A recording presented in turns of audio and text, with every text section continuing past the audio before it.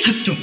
आज हम आपको विघ्नहर्ता मंगलकर्ता गणपति गणेश जी महाराज जी का एक चमत्कारी मंत्र सुनाने वाले हैं, जिसका अगर आप नित्य नियम से 108 बार या एक माला जाप या श्रवण कर लेते हैं तो आपको सभी कार्यों में सिद्धि प्राप्त होनी अनिवार्य है। साथ ही आय, सुख और भाग्य में वृद्धि के द्वार परिपक्व होने प्रारंभ हो जाएंगे। आज बुधवार के दिन देवों के देव महादेव के पुत्र भगवान गणेश जी का वार है।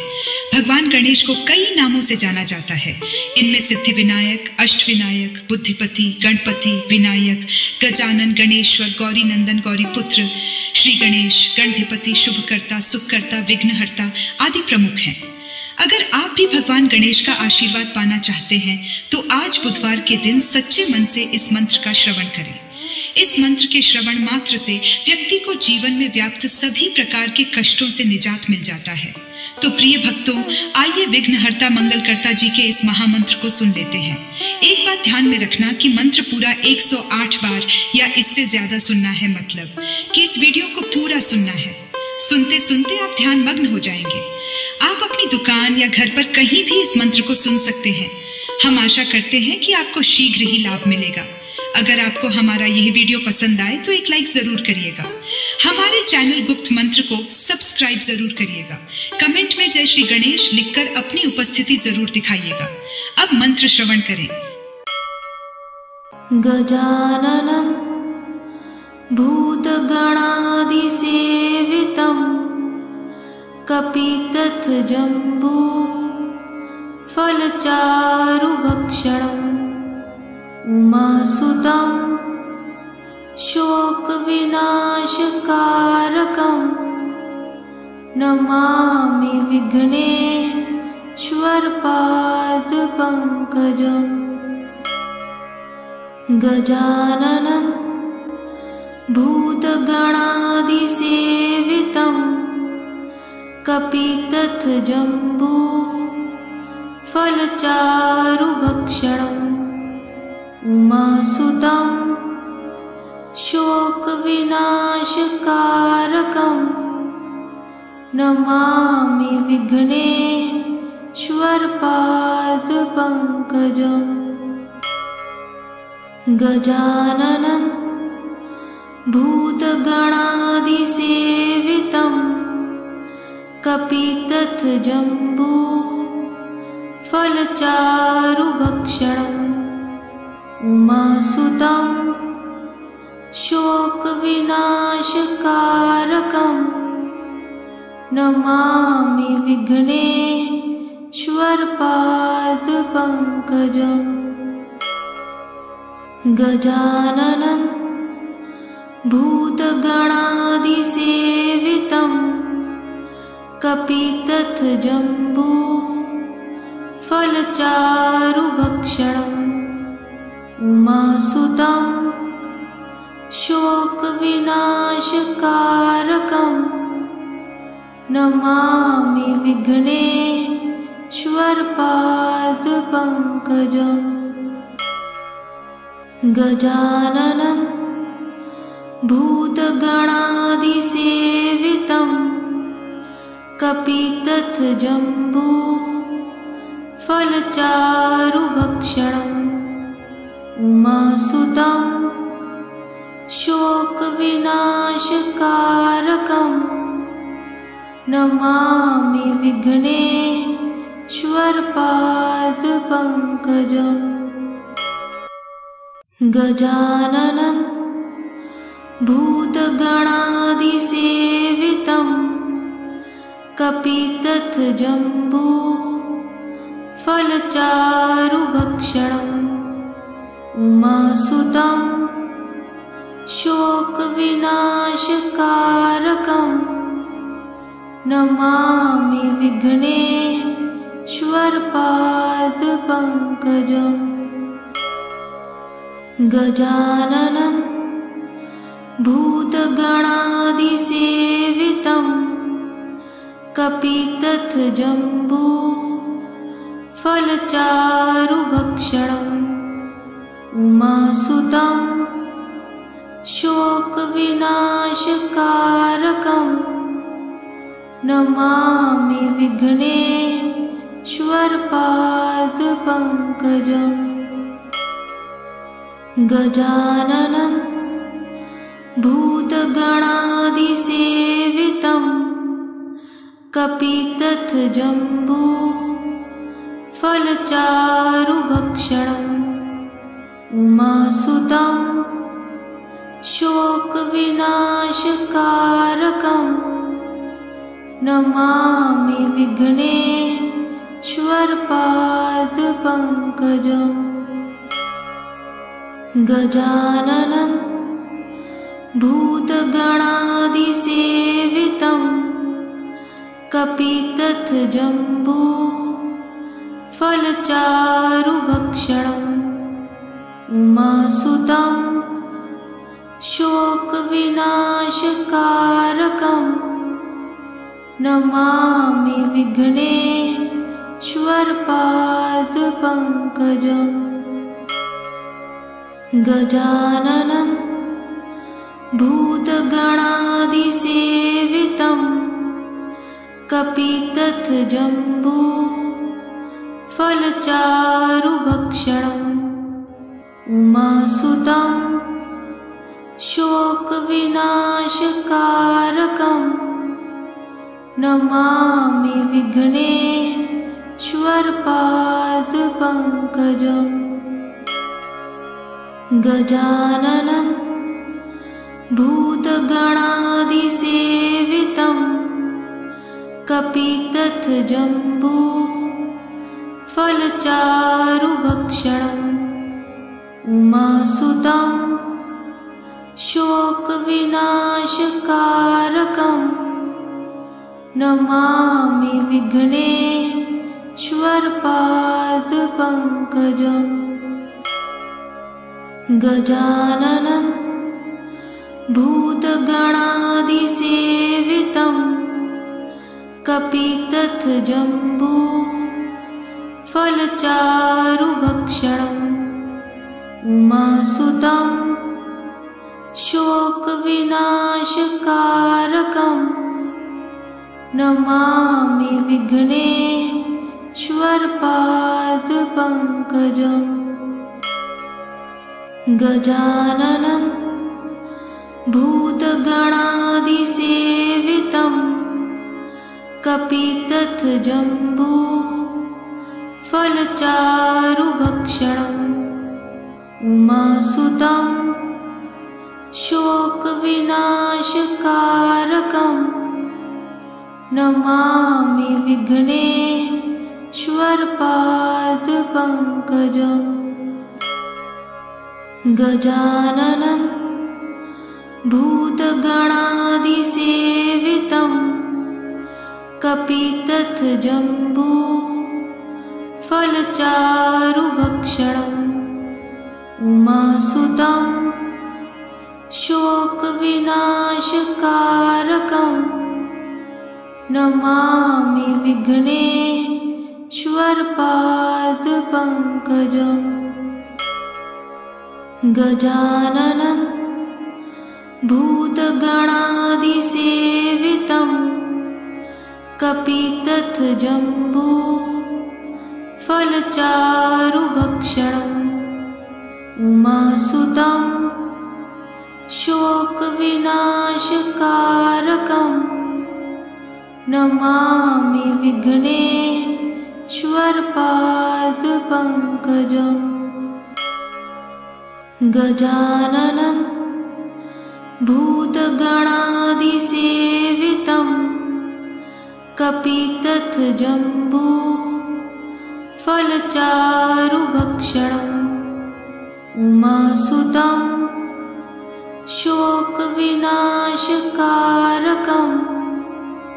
नमामि विघ्नेश्वरपादपङ्कजम् गजाननं भूतगणादिसेवितं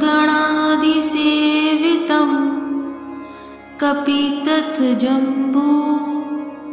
फलचारुभक्षणम् उमासुतं शोकविनाशकारकं नमामि विघ्नेश्वरपादपङ्कजम् श्वर्पादपङ्कजम् गजाननं भूतगणादिसेवितं कपितथजम्बू फलचारुभक्षणम् उमासुतं शोकविनाशकारकं नमामि विघ्नेश्वरपादपङ्कजम् गजाननं भूतगणादिसेवितं कपितथजम्बू फलचारुभक्षणम् उमासुतं शोकविनाशकारकं नमामि विघ्नेश्वरपादपङ्कजम् गजाननं भूतगणादिसेवितं कपितथजम्बू फलचारुभक्षणम् उमासुतं शोकविनाशकारकं नमामि विघ्नेश्वरपादपङ्कजम् गजाननं भूतगणादिसेवितं कपितथजम्बू फलचारुभक्षणम् उमासुतं शोकविनाशकारकं नमामि विघ्नेश्वरपादपङ्कजम् गजाननं भूतगणादिसेवितं कपितथजम्बू फलचारुभक्षणम् उमासुतं शोकविनाशकारकं नमामि विघ्नेश्वरपादपङ्कजम् गजाननं भूतगणादिसेवितं कपितथजम्बू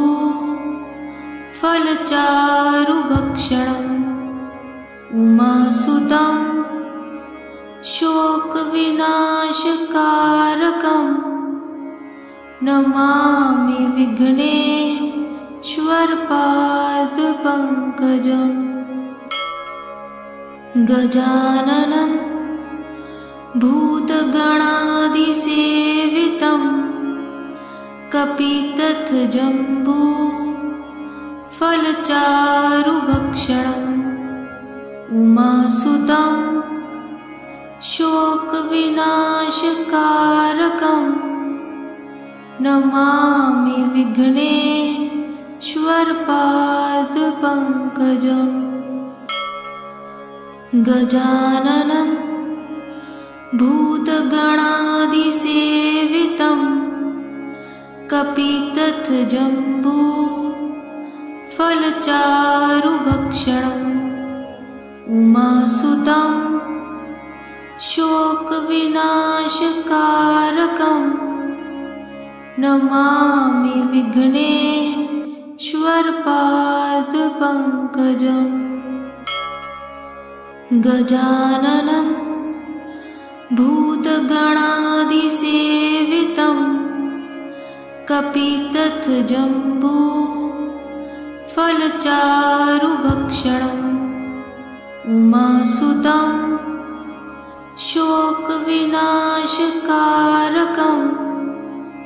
नमामि विघ्नेश्वरपादपङ्कजम् गजाननं भूतगणादिसेवितं कपितथजम्बू फलचारुभक्षणम् उमासुतं शोकविनाशकारकं नमामि विघ्नेश्वरपादपङ्कजम् गजाननं गजाननं भूतगणादिसेवितं कपितथजम्बू फलचारुभक्षणम् उमासुतं शोकविनाशकारकं नमामि विघ्नेश्वरपादपङ्कजम् गजाननं भूतगणादिसेवितं कपितथजम्बू फलचारुभक्षणम् उमासुतं शोकविनाशकारकं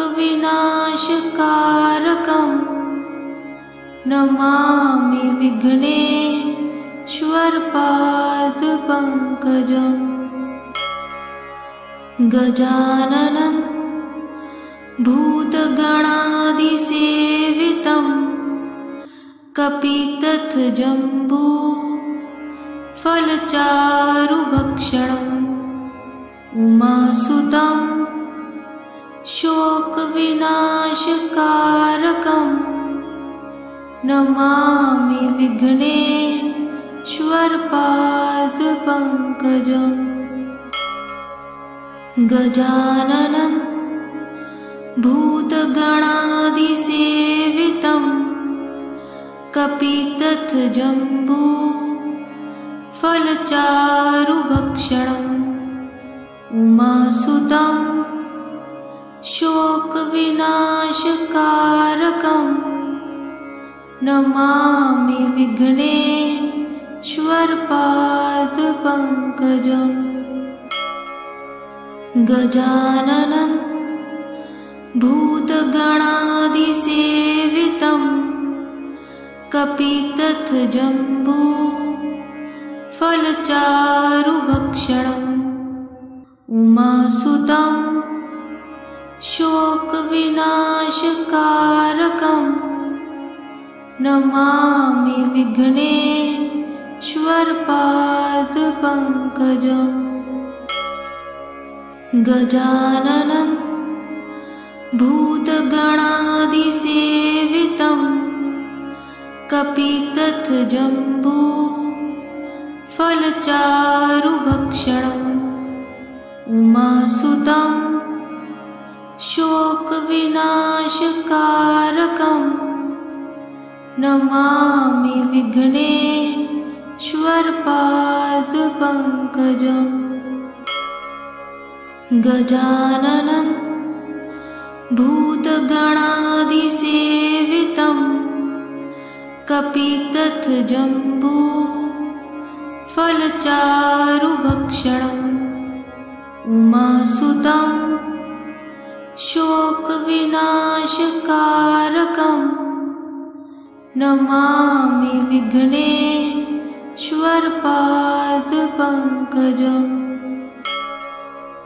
गजाननं भूतगणादिसेवितं कपितथजम्बू फलचारुभक्षणम् उमासुतं शोकविनाशकारकं नमामि विघ्नेश्वरपादपङ्कजम् गजाननं भूतगणादिसेवितं कपितथजम्बू फलचारुभक्षणम् उमासुतं शोकविनाशकारकं नमामि विघ्नेश्वरपादपङ्कजम् गजाननं भूतगणादिसेवितं कपितथजम्बू फलचारुभक्षणम् उमासुतं शोकविनाशकारकं नमामि विघ्नेश्वरपादपङ्कजम् श्वर्पादपङ्कजम् गजाननं भूतगणादिसेवितं कपितथजम्बू फलचारुभक्षणम् उमासुतं शोकविनाशकारकं नमामि विघ्नेश्वरपादपङ्कजम् गजाननं भूतगणादिसेवितं कपितथजम्बू फलचारुभक्षणम् उमासुतं शोकविनाशकारकं नमामि विघ्नेश्वरपादपङ्कजम् गजाननं भूतगणादिसेवितं कपितथजम्बू फलचारुभक्षणम् उमासुतं शोकविनाशकारकं नमामि विघ्नेश्वरपादपङ्कजम् गजाननं भूतगणादिसेवितं कपितथजम्बू फलचारुभक्षणम् उमासुतं शोकविनाशकारकं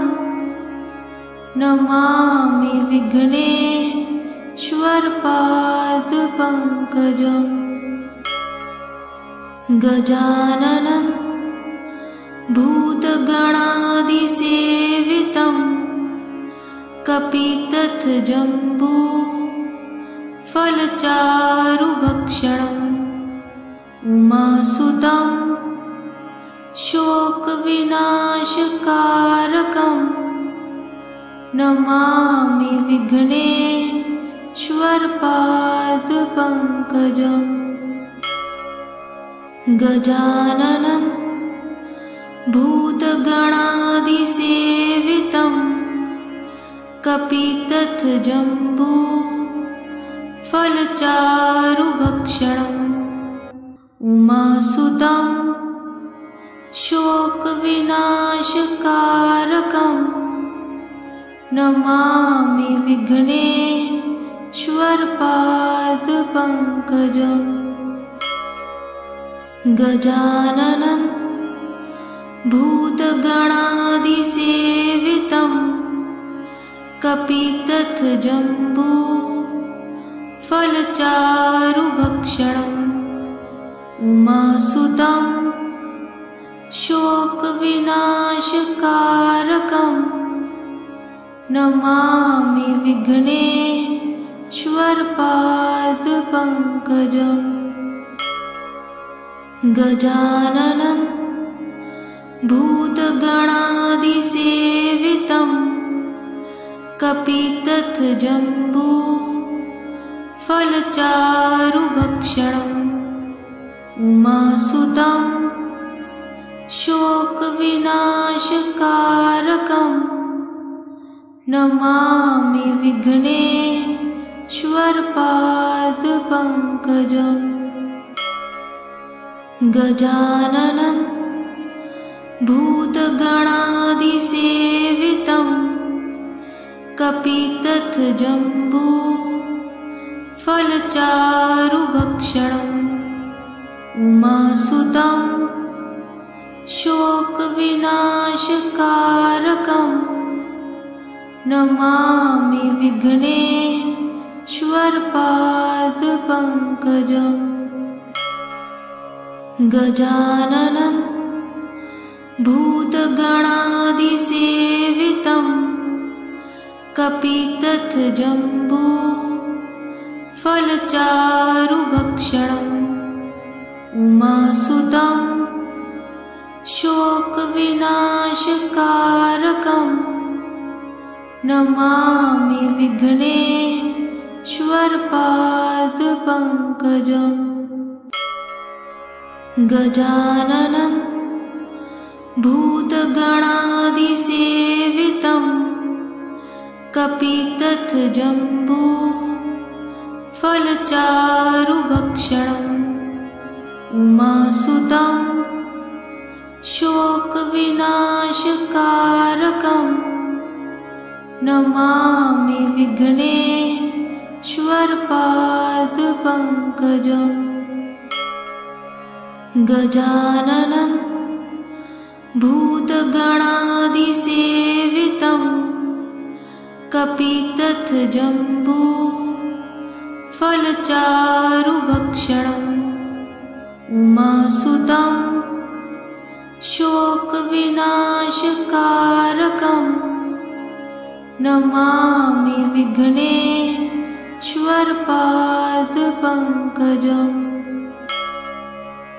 गजाननं भूतगणादिसेवितं कपितथजम्बू फलचारुभक्षणम् उमासुतं शोकविनाशकारकं नमामि विघ्नेश्वरपादपङ्कजम् गजाननं भूतगणादिसेवितं कपितथजम्बू फलचारुभक्षणम् उमासुतं शोकविनाशकारकं नमामि विघ्नेश्वरपादपङ्कजम् गजाननं भूतगणादिसेवितं कपितथजम्बू फलचारुभक्षणम् उमासुतं शोकविनाशकारकं नमामि विघ्नेश्वरपादपङ्कजम् गजाननं भूतगणादिसेवितं कपितथजम्बू फलचारुभक्षणम् उमासुतं शोकविनाशकारकं नमामि विघ्नेश्वरपादपङ्कजम् गजाननं भूतगणादिसेवितं कपितथजम्बू फलचारुभक्षणम् उमासुतं शोकविनाशकारकं नमामि विघ्नेश्वरपादपङ्कजम् गजाननं भूतगणादिसेवितं कपितथजम्बू फलचारुभक्षणम् उमासुतं शोकविनाशकारकं नमामि विघ्नेश्वरपादपङ्कजम् गजाननं भूतगणादिसेवितं कपितथजम्बू फलचारुभक्षणम् उमासुतं शोकविनाशकारकं नमामि विघ्नेश्वरपादपङ्कजम् गजाननं भूतगणादिसेवितं कपितथजम्बू फलचारुभक्षणम् उमासुतं शोकविनाशकारकं नमामि विघ्नेश्वरपादपङ्कजम् श्वर्पादपङ्कजम् गजाननं भूतगणादिसेवितं कपितथजम्बू फलचारुभक्षणम् उमासुतं शोकविनाशकारकं नमामि विघ्नेश्वरपादपङ्कजम् गजाननं भूतगणादिसेवितं कपितथजम्बू फलचारुभक्षणम् उमासुतं शोकविनाशकारकं नमामि विघ्नेश्वरपादपङ्कजम् गजाननं भूतगणादिसेवितं कपितथजम्बू फलचारुभक्षणम् उमासुतं शोकविनाशकारकं नमामि विघ्नेश्वरपादपङ्कजम् गजाननं भूतगणादिसेवितं कपितथजम्बू फलचारुभक्षणम् उमासुतं शोकविनाशकारकं नमामि विघ्नेश्वरपादपङ्कजम् गजाननं भूतगणादिसेवितं कपितथजम्बू फलचारुभक्षणम् उमासुतं शोकविनाशकारकं नमामि विघ्नेश्वरपादपङ्कजम् गजाननं भूतगणादिसेवितं कपितथजम्बू फलचारुभक्षणम् उमासुतं शोकविनाशकारकं नमामि विघ्नेश्वरपादपङ्कजम् गजाननं भूतगणादिसेवितं कपितथजम्बू फलचारुभक्षणम् उमासुतं शोकविनाशकारकं नमामि विघ्नेश्वरपादपङ्कजम् गजाननं भूतगणादिसेवितं कपितथजम्बू फलचारुभक्षणम्